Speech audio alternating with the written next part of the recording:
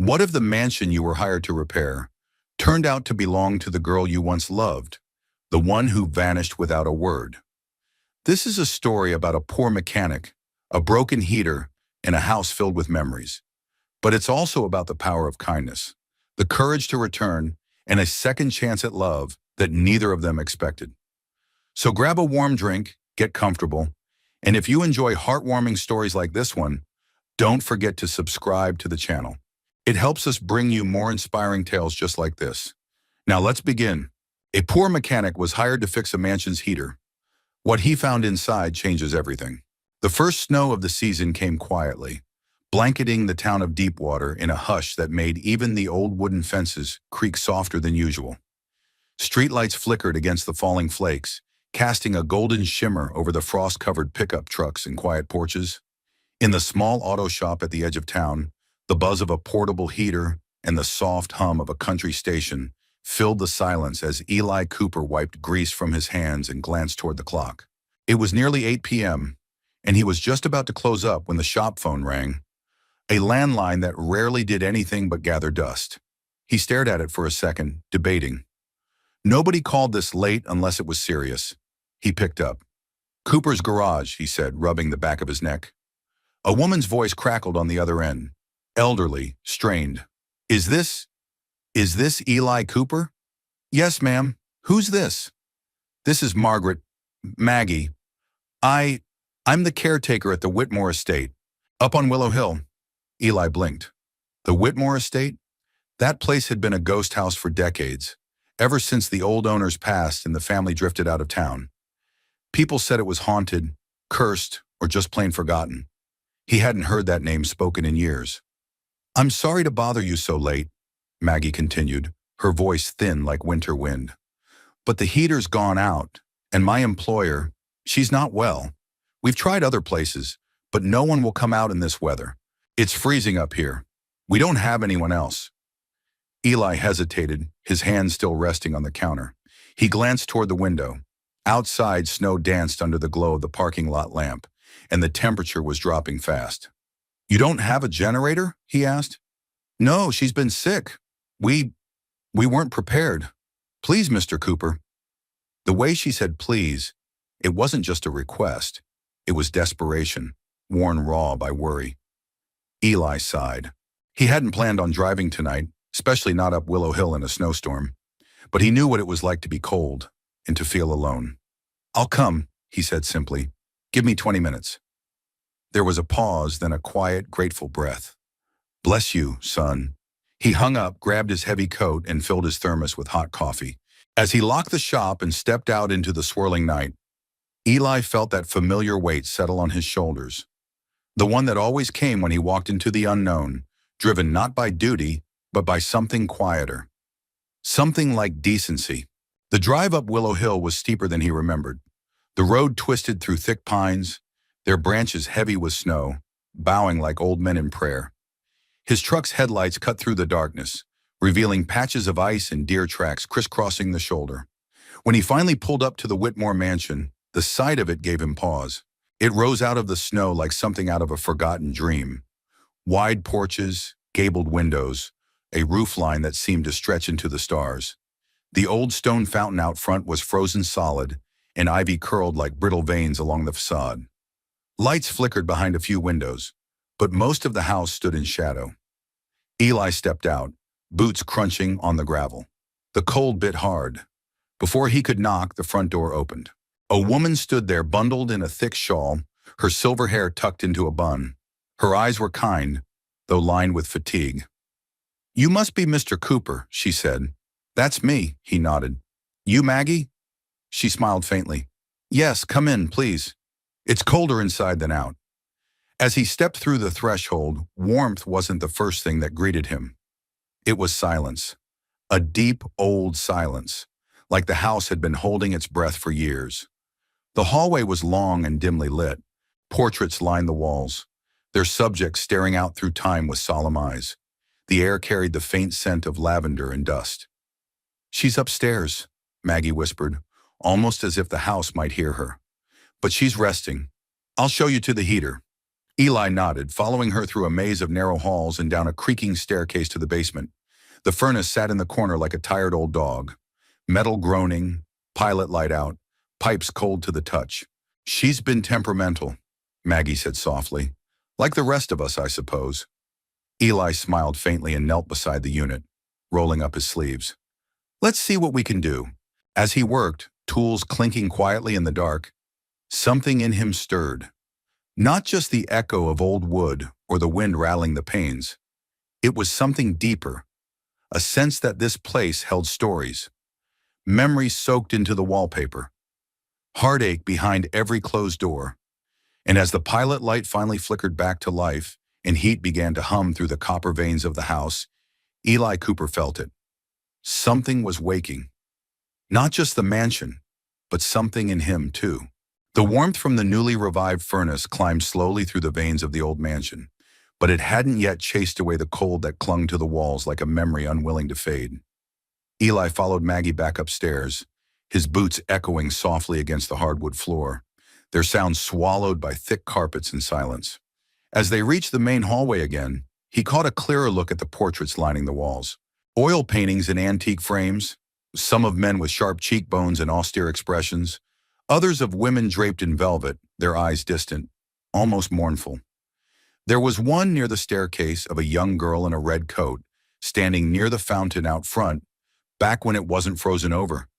Her face was turned slightly, laughing at something beyond the frame. There was something familiar about the shape of her smile, the way her hair curled over her shoulders. Maggie noticed him staring. "That's Caroline," she said quietly. "The youngest Whitmore. That was painted the year before they left town." Eli's brow furrowed. Caroline Whitmore. He hadn't heard that name spoken aloud in 2 decades, but it stirred something in his chest. A faint, unshaped ache, like hearing the first few notes of a forgotten song. "She lived here?" he asked carefully. Maggie nodded, folding her hands in front of her apron. "She was raised here, spent every summer in that fountain as a girl. Then life happened. You know how it goes." He didn't press. Something in Maggie's tone warned him that the past, like the house itself, had long hallways and doors better left closed. "I made up a guest room," she said after a pause. "Upstairs, second on the right. You'll find clean towels and an extra blanket. The roads won't be safe tonight." Eli started to protest, but Maggie lifted a hand. "That wasn't a suggestion, Mr. Cooper. I've lived in Maine long enough to know when not to argue with snow." He chuckled under his breath. "Yes, ma'am." As he climbed the creaking staircase, he became aware of how heavy the silence was again. The heater had stirred the house back to life, but something else lingered. Not ghostly, but weighty, as if the house had been waiting for someone to return and wasn't sure if this man in a grease-stained coat was the one. The guest room was small but comfortable. A 4-poster bed, a dresser covered in lace, and a lamp with a pink glass shade that gave off a soft, honey-colored glow. He set his thermos on the nightstand and stood at the window for a moment, watching the snow blanket the front drive. And then, just barely, he saw a figure move behind a curtain across the hallway. It was only a glimpse. A woman's silhouette, tall, slender, hair pulled back. She didn't look out the window. She simply stood there, still as breath. Eli felt his chest tighten. Something about her presence stirred an old memory, the kind that floats just beneath the surface of waking thought. But before he could think longer on it, the curtain fell back into place, and she was gone. He woke the next morning to the sound of footsteps and the smell of coffee. Padding down to the kitchen, he found Maggie at the stove, flipping pancakes with the kind of confidence that only came from decades of repetition. The kitchen itself felt more alive than the rest of the house. Warm yellow walls, copper pots hanging from hooks, and mismatched teacups along the windowsill like old friends. "Sleep all right?" Maggie asked, pouring him a mug. "Like a rock," he replied, sitting down. "Haven't stayed in a house that quiet in years." She chuckled. "The walls here have learned to keep secrets." He sipped the coffee. It was stronger than he liked, but comfortingly bitter. "Your employer," he asked after a beat, "is she doing all right?" Maggie's smile faltered, just for a second. "She has her days. She's not ill exactly. Just worn thin. Life hasn't been easy. She prefers her privacy. Eli didn't push. He'd known people like that, people who'd been through enough to earn the right to silence. Just then, a voice, soft and clear, drifted from the dining room. "Maggie, could I have a cup of tea?" Maggie turned, her voice warm. "Of course, dear. I'll bring it right in." Eli didn't mean to look, but his eyes were drawn to the doorway as the woman appeared. She wore a long cream sweater, her dark hair loosely tied back, and there was something graceful in the way she moved, like she had once danced but hadn't in a very long time. Her eyes met his briefly. It was like cold water down the spine. She blinked, just once, composed, then nodded slightly. "Mr. Cooper," she said politely. "Ma'am," he returned, standing out of instinct. "This is Carly," Maggie said, her voice carefully even. "She's been staying here for the winter." Carly. He let the name settle in his mind. It didn't feel quite real. The voice, the face. She was older now, of course, but there was no mistaking it. It was her, Caroline Whitmore, and she didn't recognize him. The snow had stopped by the time Eli finished his coffee, but a gray hush still lingered outside the windows. He stood for a while by the back door of the kitchen, watching snowdrifts sparkle under the muted sky. Everything felt still, like the world itself was holding a breath. Inside, the Whitmore mansion began to wake. Pipes creaked, floorboards groaned, and faint footsteps moved above his head. Yet the quiet never fully left. It felt like part of the house's soul. Even warmth, now slowly seeping through the radiators, couldn't quite thaw the feeling of frozen memory clinging to the walls. Eli couldn't stop thinking about her. Carly, she said, but he knew better. Caroline Whitmore. His first love, though he'd never called it that. They'd been kids, really, just two souls who met in a single golden summer. He was 15. She was 13 and bold in a way that made him shy. And then she vanished. No goodbyes, no letter, just gone. He never told anyone how that had haunted him. Later that morning, Maggie gave him a tour of the furnace system, showing him the secondary ductwork that needed checking before he could go. They walked through narrow halls with crooked crown moldings and stairs that sloped slightly left, as if the house had aged with a limp. In one hall, Eli paused beside a tall window.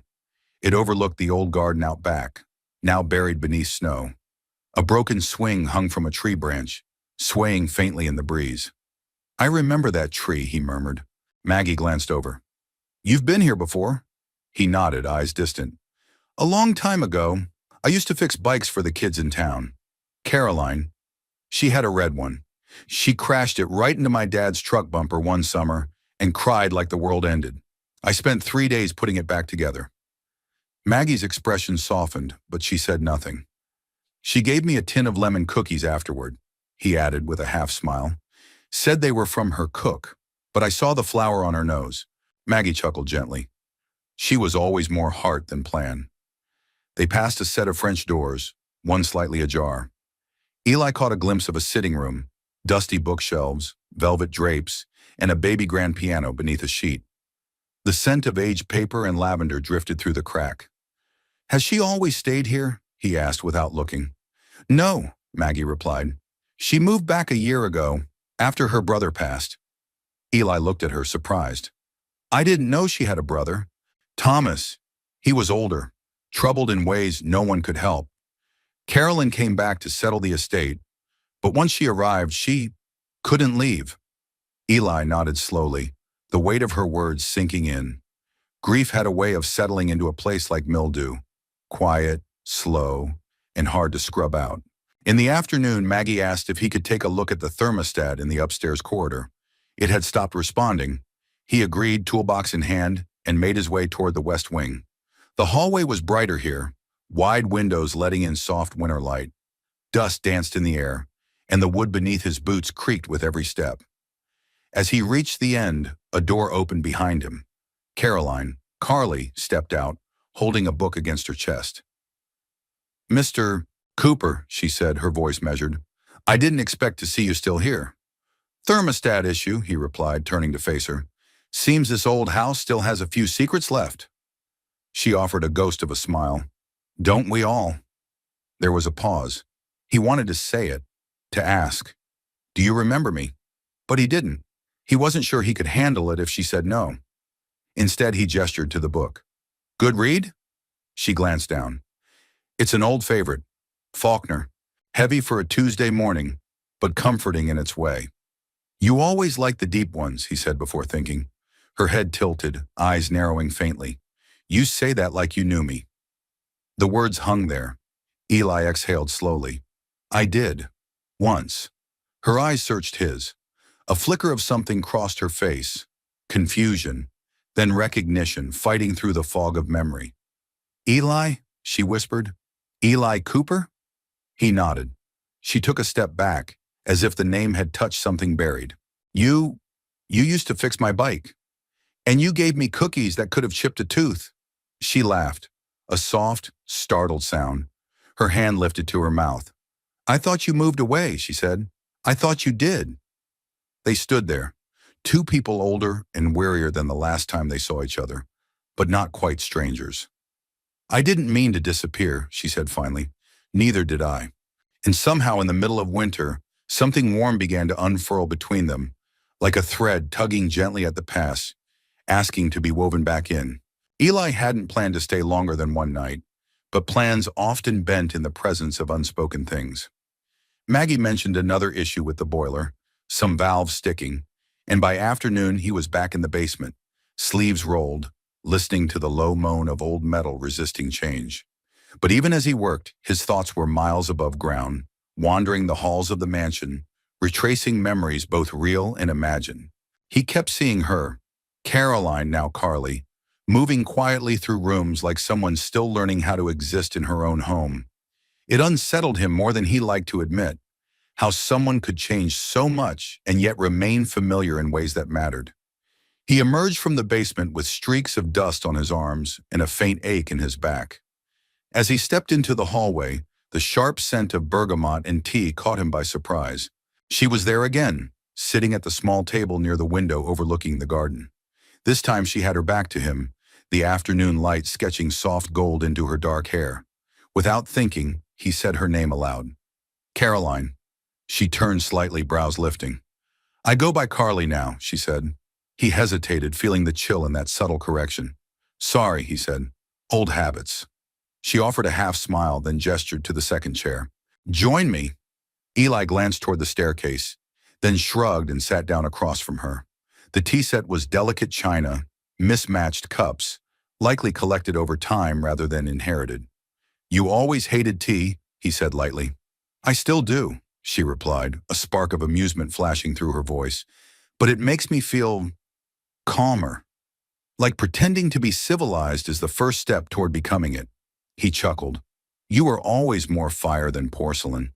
Caroline didn't reply right away. Her fingers traced the rim of the teacup. Why didn't you say something sooner? She asked softly. That you remembered me. He took a breath. I wasn't sure if you wanted me to. She nodded slowly, as if that answer both pained and comforted her. I wasn't expecting you, she said after a pause. When Maggie called for help, I didn't think it would be you. I didn't even know you were still in town. Never left, Eli said. Had reasons to stay, and none strong enough to leave. Her gaze lingered on him. You could have become anything. You were always smart, determined. He gave a small shrug. Life had other ideas. She didn't press. There was a tenderness in her restraint, a recognition of things not spoken. The conversation turned lighter after that. She asked about his garage, and he told her about fixing snowmobiles for half the county, how old Mr. Price still insisted on paying him in blueberry jam. She laughed then, and it was the same laugh he remembered from the summer they met. Clear, sudden, a little too loud for someone trying to act proper. It filled the room in a way no heater ever could, but as quickly as it came, it faded. I don't remember the last time I laughed like that, she said quietly, as if surprised by the sound of her own joy. Eli leaned forward. Then maybe it shouldn't be the last. Her eyes met his again, something unspoken passing between them, warmth perhaps, or hope trying to take root. Before either could speak again, Maggie appeared in the doorway with a soft smile. Sorry to interrupt, but supper's almost ready. Carly, would you mind setting the table? Caroline stood, smoothing her sweater. Of course. As she walked past, her hand brushed Eli's arm. Not enough to be a touch, but more than an accident. He watched her go, then turned to Maggie. She's different. Maggie nodded. Life changes people. Yeah, he said, looking back toward the hallway. But some parts stay the same. Dinner was quiet but not uncomfortable. The three of them ate by candlelight, the glow warming the edges of the dining room's dark wood and wallpaper. Eli noticed the way Caroline reached for the salt before tasting her food, the way she still tucked her hair behind her ear when nervous. Afterward, as Maggie cleared the dishes, Caroline stood near the window, arms crossed loosely, eyes on the snow. Do you ever regret coming back? Eli asked gently. She took a long time to answer. Sometimes, she said, but mostly, I regret not coming back sooner. He stepped beside her, close enough to feel the heat between them, faint and real. Do you think you'll stay? He asked. Caroline glanced up at him, and in her eyes was something tender, cautious, and aching to trust. I don't know, she whispered, but I think I want to. That night, a fresh snow began to fall. Not in frantic gusts like the night Eli arrived, but slow and deliberate, as if the sky had taken a deep breath and was exhaling in silence. The windows of the Whitmore mansion glowed faintly in the dark, golden light spilling onto the drifts like a secret the house had decided to share. Upstairs in the guest room, Eli lay awake in bed, eyes on the ceiling. The house groaned faintly with the shifting cold. Somewhere in the distance, he thought he heard the muffled thump of a log being placed into a fire. Sleep had nearly taken him when there came a soft knock at the door. He sat up. Mr. Cooper? Maggie's voice barely above a whisper. I'm sorry, it's the back pipe. I think it's frozen again. Eli swung his legs over the edge of the bed and pulled on his jeans. Give me a minute. In the kitchen, Maggie stood in her robe, wrapped in a heavy shawl. She looked smaller in the dim light, older. It's the line that feeds the sunroom, she said. It's always been temperamental. I've tried to keep the door closed in there, but I guess the wind got in. I'll check it out, he said gently. Don't worry. He found his way through the house in near darkness, flashlight in hand, boots muffled by thick rugs. When he opened the door to the sunroom, cold surged over him like a wave. The room was framed in glass on three sides, and frost had crawled over every surface, delicate spider webs of ice blooming across window panes and floor tiles. He crouched beside the wall, feeling the baseboard heater. No warmth. He moved to the valve in the corner, knelt and began his quiet work, hands steady even as his breath fogged before him. He didn't hear her until she was just behind him. I thought you'd left. Caroline's voice softer than the falling snow. He turned his head.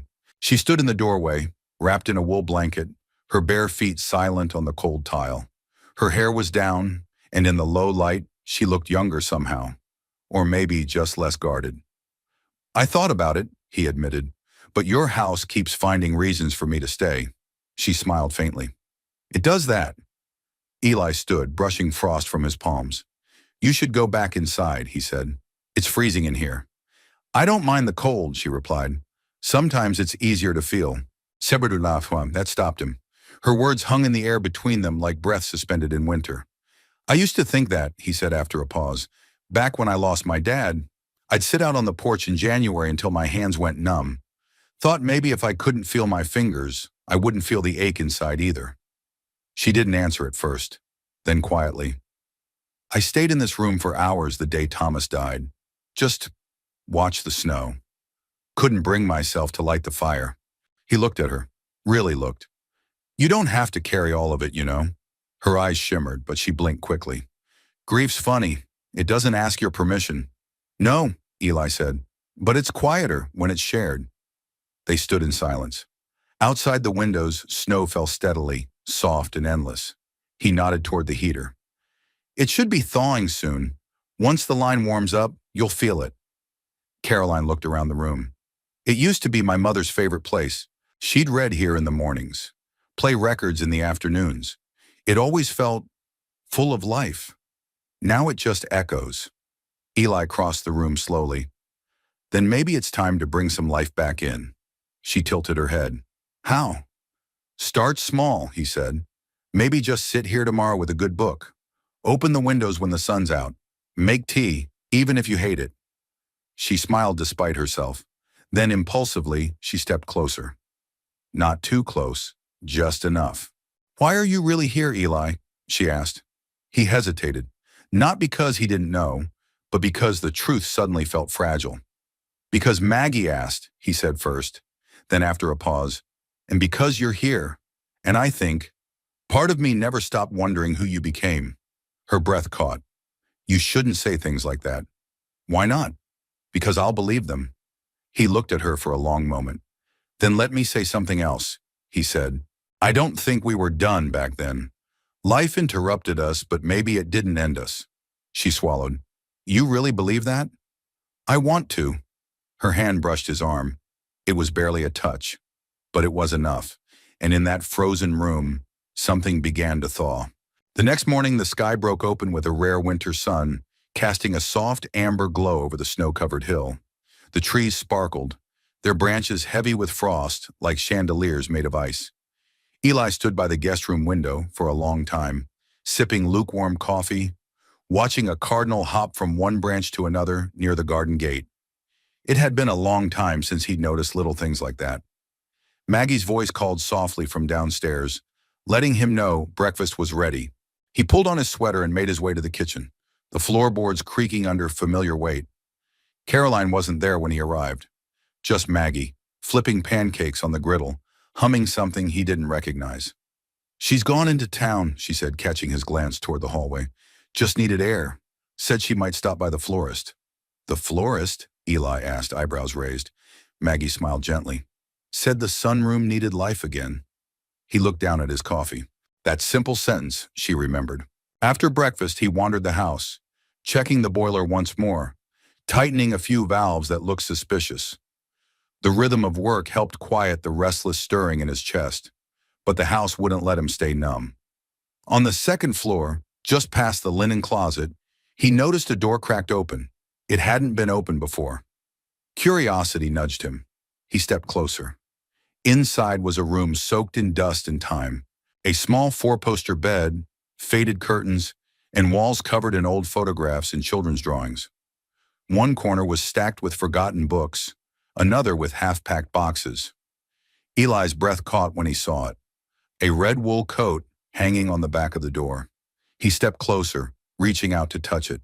The fabric was surprisingly soft, preserved by years of disuse. It looked just the same, the one she used to wear every winter, the one that seemed too bright for a girl so quiet and thoughtful. She wore it the summer they met, even though it was too warm, because it was her adventure coat, she'd said. "Red is braver." Eli stood in that doorway, the years collapsing around him like dust stirred by a breeze. He remembered the day she crashed her bike, how she cried, not because of the scraped knee, but because the chain had snapped and she thought it couldn't be fixed. How he'd spent hours beside the old gas station, oil on his hands just to make it right again. And how, when he gave it back to her, she didn't smile right away. She just hugged him. No words, no thank you. Just that. He had never forgotten the warmth of that moment. That afternoon, Caroline returned with a small bouquet of white daisies wrapped in brown paper. She passed him in the hallway on her way to the sunroom. They didn't speak, just exchanged glances, and in that moment, something passed between them. Gentle, wordless permission to remember. Later he found her there, sitting on the bench by the window, arranging the daisies in a chipped ceramic vase. Light spilled in around her, catching strands of her hair in the curve of her smile. "I saw your coat," he said quietly, standing just inside the door. She didn't look up. "I haven't worn it in years."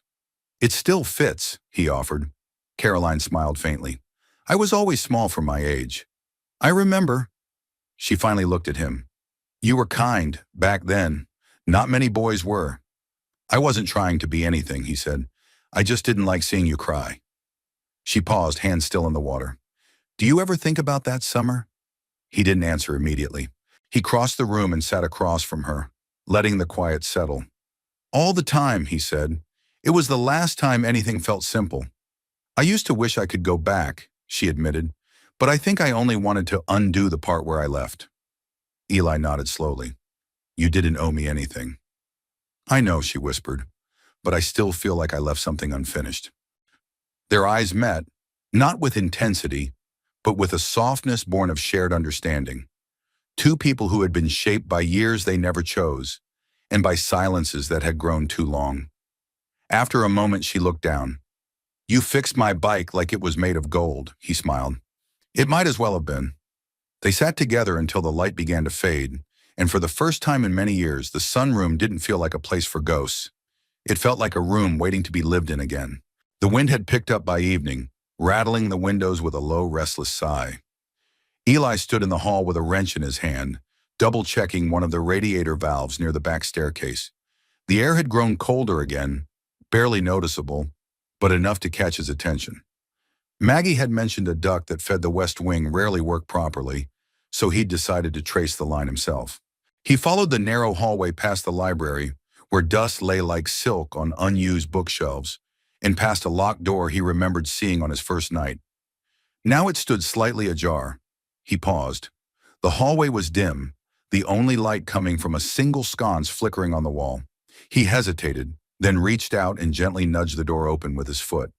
The scent hit him first: cedar, old paper, and something faintly floral. The room was small, tucked behind what had likely once been a servant's staircase. He had to duck beneath the slanted ceiling to step inside.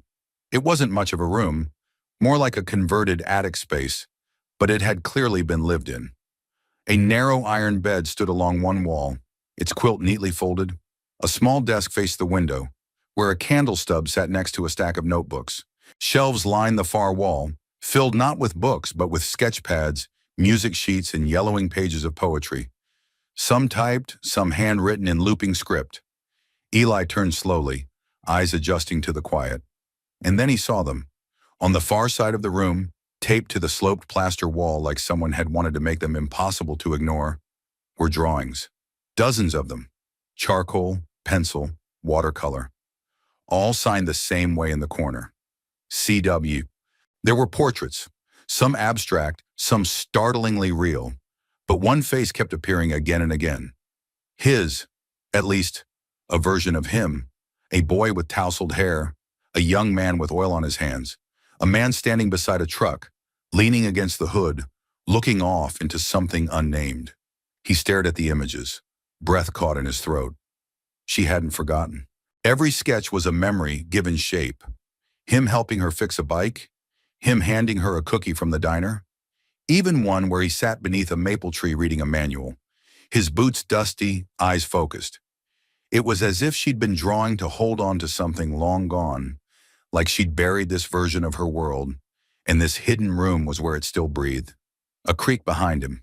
He turned. Caroline stood in the doorway. She didn't speak. Her hand rested lightly on the frame, and her eyes were unreadable in the dim light. "I'm sorry," Eli said, stepping back. "The door was open. I didn't mean to." She raised a hand. "It's okay." Her voice was barely a whisper. He looked back at the drawings. "You kept them." "I never showed them to anyone," she said. "Not even Maggie. I couldn't." Eli nodded slowly. "Why?" Caroline stepped into the room, arms folded, as if protecting herself from the weight of what the room held. "Because this room is the only place I've ever been honest," she said. "The rest of my life has been curated, edited, for everyone else. But here," she trailed off, crossing to the desk. Her fingers grazed the edge of the candle stub. "I used to come here after arguments with my father, after bad days in New York, after the divorce, and I'd draw. I'd remember things that felt safe, that felt true." She looked up at him. "You were always part of that." Eli swallowed. The ache in his chest was quiet but persistent. "I didn't think I mattered that much," he said. "You were the only person in my life who was kind without asking for something back," she replied. "That mattered more than you knew." They stood in silence, surrounded by paper and charcoal, time and longing. Then Caroline reached for a notebook on the desk and handed it to him. "Here," she said. "I stopped drawing the day Thomas died. Maybe it's time I started again." "Oh." He looked down at the notebook, filled with blank pages, and then back at her. "I'd like to see what you draw next." Her expression softened. "Then stay." The snow had let up by morning, leaving behind a pale stillness that settled over Willow Hill like a soft sigh. The world looked hushed and untouchable. A new hush had fallen inside the mansion too, gentler than the quiet Eli had first walked into. It wasn't emptiness anymore. It was the quiet of two people learning to share space. He found Maggie in the kitchen folding dish towels, humming something soft and familiar. She glanced up at him with that knowing smile she always seemed to carry. "She's in the library," Maggie said as if he'd asked. "Hasn't touched those books in years." "Didn't peg her for a Hemingway type," he replied, pouring himself some coffee. "She's trying," Maggie said, "to remember who she was and decide who she wants to be now." Eli nodded, quietly moved by the woman's steady grace. As he turned to leave, Maggie called after him. "Wait." He stopped and she reached into a drawer. Her hands moved carefully like someone handling something fragile. "I wasn't sure if I should give you this," she said, offering him a small cream envelope. Edges worn, sealed but never addressed. "What is it?" "It's from her," Maggie said. "Written years ago, the day she saw your name in the paper. Some article about your garage fixing up veterans' cars for free. She wrote this and tucked it away. I found it last spring in the piano bench." Eli took the letter slowly, the weight of it pressing against his palm as if the ink itself carried memory. "I think you should read it," Maggie said. "Then decide what you want to do with it." He didn't read it right away. Instead, he wandered the halls of the mansion, the envelope in his coat pocket like a second heartbeat. He walked past old portraits, past the red coat still hanging behind the closet door, past sunlit windows that now bore the faint outline of a future instead of just the shadows of the past. Finally, he found himself in the sunroom. The daisies Caroline had brought still sat on the table, slightly wilted but holding on. He sat in the chair she'd once said used to be her mother's favorite, pulled the envelope from his pocket, and broke the seal. Her handwriting was unmistakable, neat, deliberate, a little looping. "Eli, I don't know if you remember me, but I remember you. I remember the way you never laughed when I fell, the way you fixed my bike as if it were a Cadillac, the way you looked at the world like it still held beauty. You were the first boy who was kind to me without wanting anything in return. I was 13, and then I was gone. I've thought about writing to you 100 times, but each time I convinced myself you'd moved on, that you wouldn't remember a girl in a red coat who never said goodbye. But I kept drawing you. Not you now. You then. The boy who saw me. The boy who made me feel like I was enough even in silence. I don't know why I'm writing this. Maybe just to say thank you for existing the way you did, and maybe to say I'm sorry I left before I knew how to stay. Caroline." By the time he finished, the paper trembled in his hands. He sat with it for a long time, the light shifting on the floor beside him. And then he heard footsteps. He looked up. Caroline stood at the doorway, watching him, uncertain. "I shouldn't have read it without asking," he said, holding up the letter. "Maggie gave it to me." She nodded. "I figured she might. I told her not to, but I think she stopped listening to me years ago." He smiled faintly.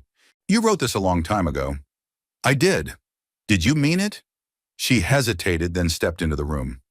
"I meant every word," she said. "I just didn't know if I'd ever be brave enough to send it." Eli rose slowly from the chair. "You were right. I did remember the girl in the red coat. I just never thought she'd remember me." "I never stopped," she whispered. He crossed the room in 3 quiet steps, until they stood barely inches apart. "I never stopped wondering who you became," he said. "And now that you know, I think I'd like to find out more." She reached for his hand, fingers tentative, like she wasn't sure she still had the right. But Eli didn't hesitate. He closed the space between them, not with words, but with the simplest truth. A touch that said, "I'm still here." And for the first time in years, Caroline let herself believe she could be here too. The wind howled across Willow Hill that night, chasing the temperature down into the single digits. Snow whirled across the windows in sideways sheets, and the trees outside bent low like they remembered storms from years before. The world had turned white and silent again. But inside the mansion, something had changed. Caroline sat alone in the library, an old quilt wrapped around her shoulders.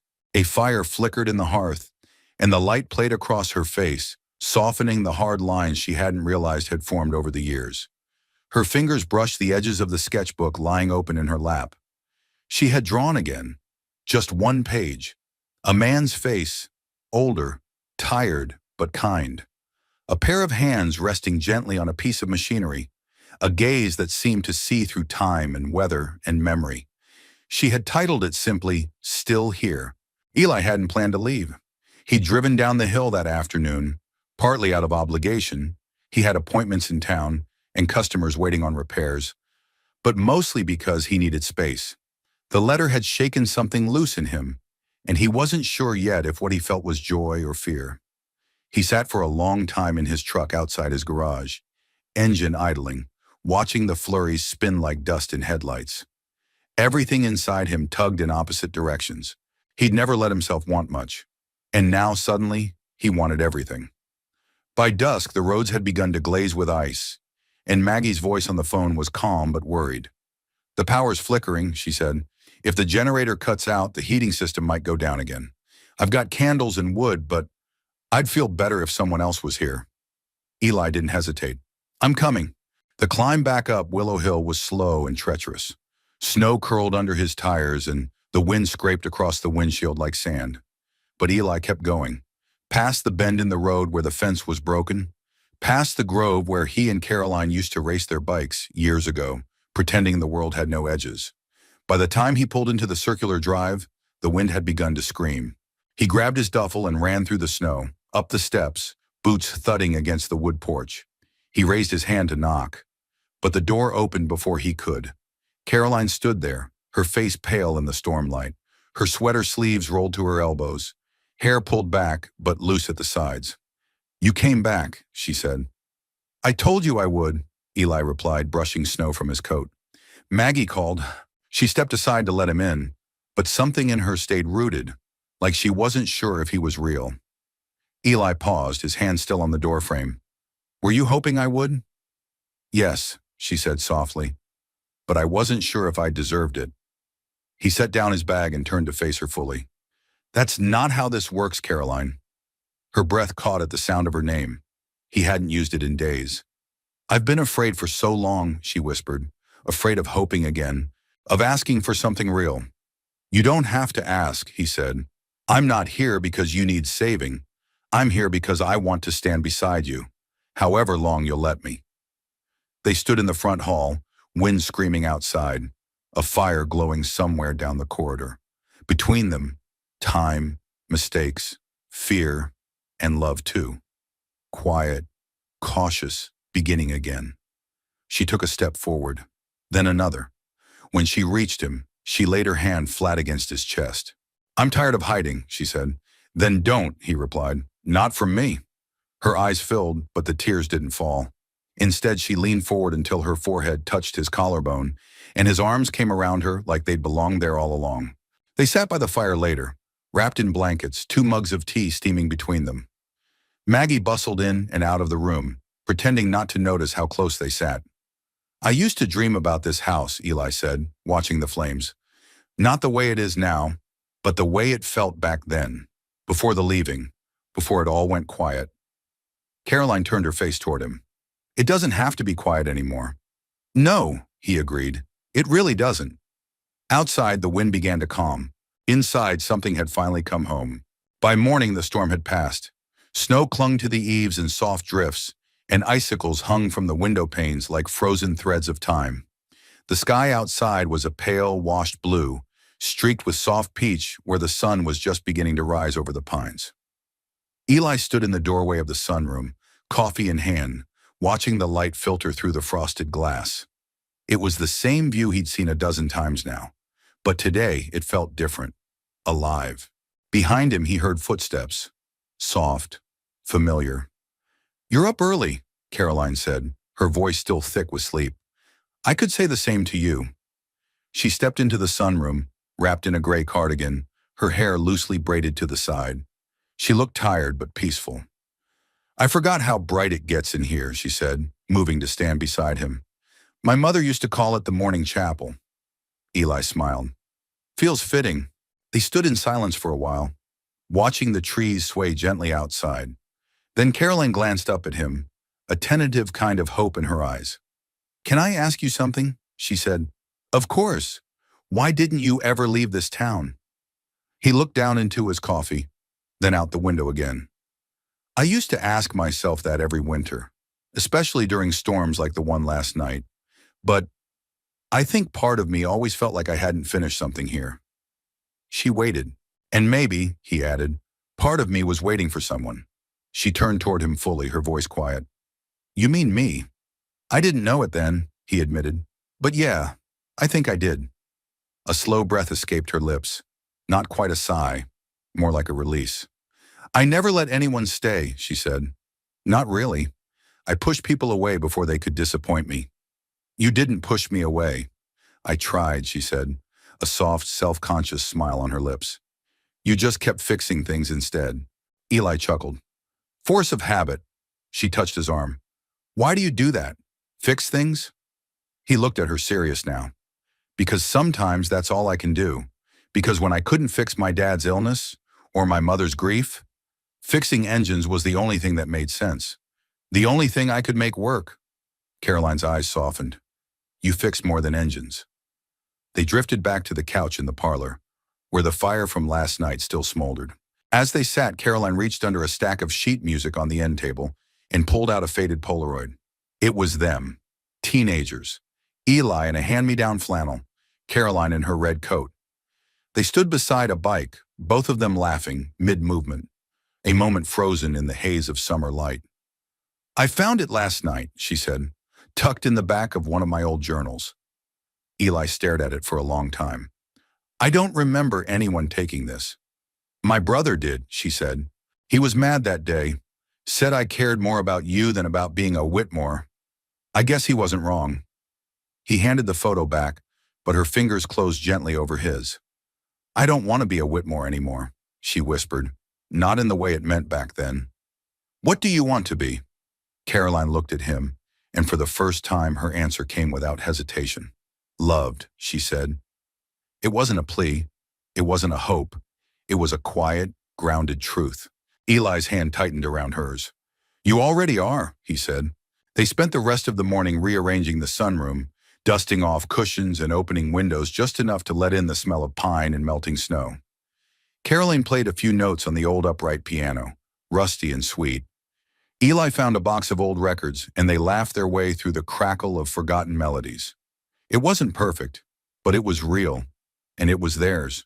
Spring didn't arrive all at once on Willow Hill. It tiptoed, first with the steady drip of melting snow from the roof, then with the tender green of buds pushing through frost-covered soil by the porch. The lake down the road had begun to loosen its grip on the ice, rippling softly beneath the first shy rays of warmth. Inside the mansion, change was subtler, but no less real. Gone were the silent hallways. Music, soft and sometimes off-key, drifted from the sunroom most mornings. Maggie kept the windows cracked just enough to let the scent of thawing pine waft through. In the evenings, the kitchen glowed golden again, filled with the sound of dishes clinking and laughter slipping between old walls. Eli had stayed.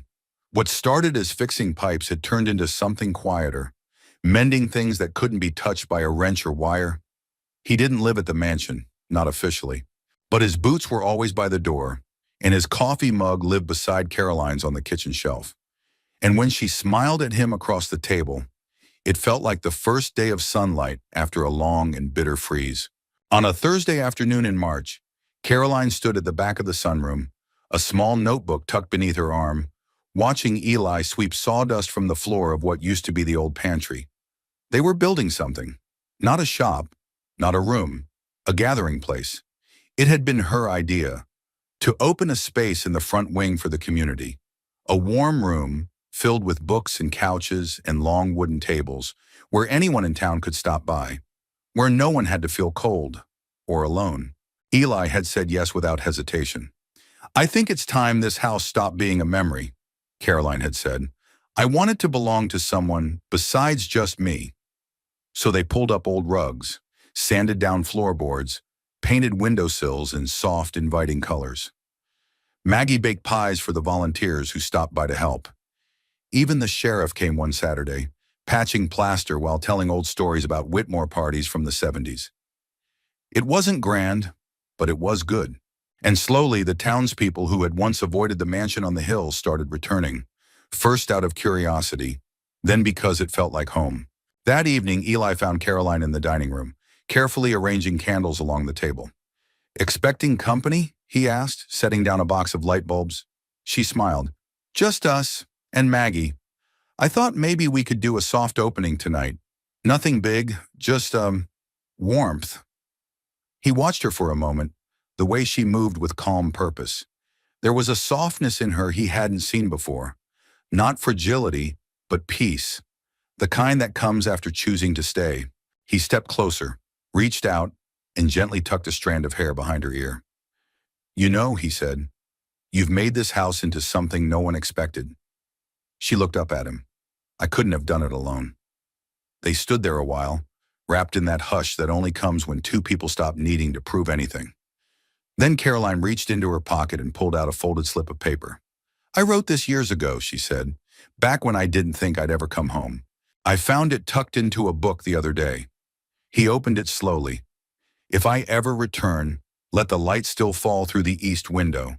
Let the wind still rattle the old oak outside. Let someone remember me, not as I was, but as I tried to be." "It's not much," she said. "It's everything," he replied. That night they lit every lamp in the new gathering room. Eli stoked the fire, Maggie set out mugs of cider, and Caroline laid her sketchbooks on a table near the window. People came, a few neighbors, a retired teacher, even a boy from town who had wandered up with a book under his arm. No one asked questions. No one spoke too loudly. It wasn't a celebration, it was a beginning. Later, as the fire settled to embers and the guests trickled out one by one, Eli and Caroline sat together on the porch steps, wrapped in a shared blanket. "You cold?" he asked. "No," she said, resting her head on his shoulder. "For the first time in years, I'm not." The daffodils came first. Tiny bursts of yellow, bold and unapologetic, pushing through thawed soil by the porch steps as if the house itself had grown a heartbeat again. Caroline stood in the garden that morning with her hands deep in the earth, dirt beneath her fingernails, sleeves rolled to her elbows. She was humming, something light, something nameless, and smiling in a way that no longer felt fragile. She was still surprised sometimes by how natural it all felt now. The quiet wasn't empty anymore. It was peaceful. Inside the house, Eli was fixing a hinge on the French doors that led to the east wing. The same doors that had once creaked so loudly you'd think they were warning intruders. Now they swung open without complaint, letting in the wind, the bird song, and occasionally the laughter of children from the hill below. The gathering room had taken on a life of its own. People came often now, some to read, some to sit quietly, some just to belong somewhere. There was always a pot of coffee brewing, a loaf of bread cooling on the kitchen counter, and Maggie telling stories to anyone lucky enough to catch her in the mood. No one asked what the house used to be. They only knew what it was now. That afternoon, Caroline found Eli on the front porch, tuning up an old rocking chair with sandpaper and beeswax. He looked up as she approached, a streak of sawdust across his cheek. "I didn't know you moonlighted as a carpenter," she teased. He grinned. "The things I do to impress a woman." "Well," she said, hands on her hips, "it's working." She sat beside him on the steps, the sun warming her back. Below them, the town spread out quietly in the valley, roofs glinting in the light. The wind carried the scent of pine and baked apples. "Do you ever think about leaving?" she asked suddenly. He looked at her, eyebrows raised. "Not now," she clarified. "I mean, before. Did you ever really think about it?" "All the time," he said, "but the idea of leaving never felt as good as the idea of staying." She nodded, letting the words settle. "I think the house was waiting," she said softly. "For what?" "For someone who wouldn't try to escape it." Eli tilted his head. "I thought we were the ones choosing to stay." Caroline smiled. "Maybe it chose us first." That evening, the porch lights flicked on as dust settled across the hillside. Inside, the fireplace crackled. Caroline sat at the piano bench, not playing, just resting her fingers against the keys, feeling the ivory cool beneath her touch. Beside her, a sheet of fresh paper waited. Not a sketch this time, but a letter. She wasn't sure to whom, maybe to herself, maybe to the house. "To the place that held me while I learned to breathe again. To the man who reminded me that kindness doesn't ask for permission. To the girl I used to be, in her red coat, waiting for the world to soften. We made it home. She folded it neatly and tucked it behind the music books, knowing someone would find it one day, maybe long after they were gone. Later, as the stars began to bloom in the sky, Eli pulled a blanket over their shoulders and tilted his head back. "You know," he said, "I always thought home was a place you built." Caroline leaned her head against him. "I think," she whispered, "it's a place you return to when you're finally ready to stop running." He didn't reply. He didn't have to. Because in that quiet, in that warmth, in the soft creak of the rocking chair, and the hush of wind through budding trees, everything had already been said. And for the first time in a long time, they didn't feel like survivors of something lost. They felt like part of something that had just begun. We'd love to know, where are you listening from, and how did this story make you feel? If it touched your heart, consider subscribing to the channel so you don't miss our next story. We share heartfelt tales like this every week, filled with love, hope, and a little bit of magic. Thank you truly for spending your time with us. Until next time, take care and stay kind.